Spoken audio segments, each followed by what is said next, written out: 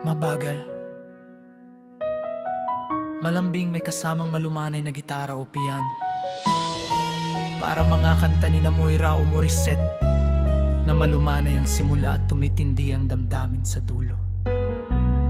Maraming anyo ang pag-ibig na dumarating sa bawat yugto ng ating buhay. Halina't alamin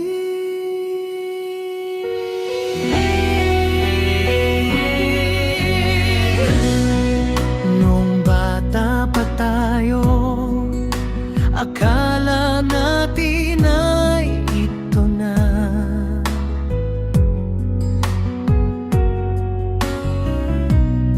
Ang tinatawag nilang o tila panaginip lang talaga. Kinikilig sa ngiti, masaya sa sandali.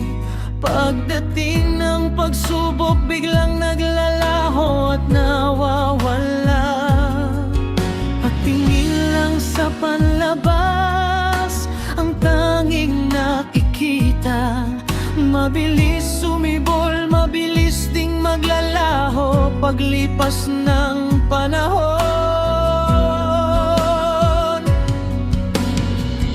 Dumating ang tinatawag na unang pag-ibig. Sabi nga ng marami, ito ang greatest love sa ating isip.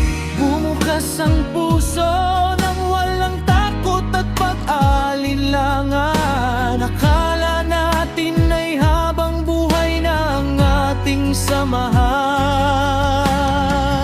Ibinigay ang lahat, walang itinira sa sarili. Ngunit hindi pa pala tadhana ang nakalaan para sa atin.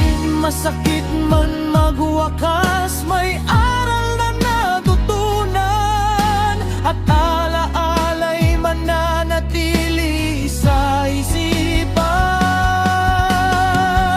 Salamat sa pag-ibig na muling dumating.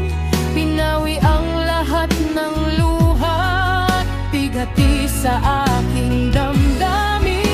Mula sa nakaraang pag-ibig na nasawi, salamat sa pagmamahal na walang kondisyon at paghihintayin. Ngunit nariyan ang Diyos, may inilaang bagong pag-ibig. Ito ang tunay na pag-ibig na hindi lang sa saya umiiral. Hindi nan damdamin, kundi desisyon at gawa.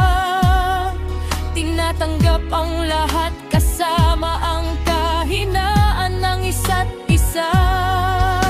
Kaya dapat ingatan ang pag-ibig na alay mula sa taong handang tanggapin kahit sino ka man.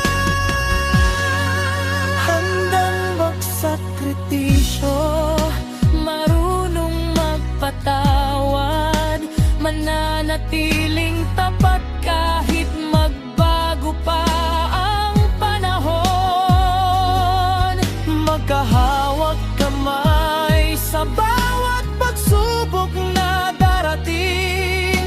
Pag-ibig na pinagpala ng Diyos at walang katapusan.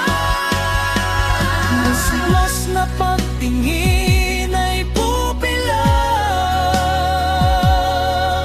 unang kabigha-bighani ay unang pag-ibig.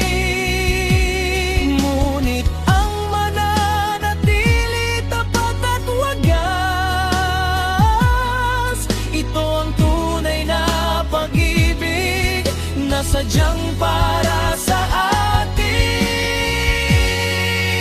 Sa dulo ng lahat, ito ang ating hanap.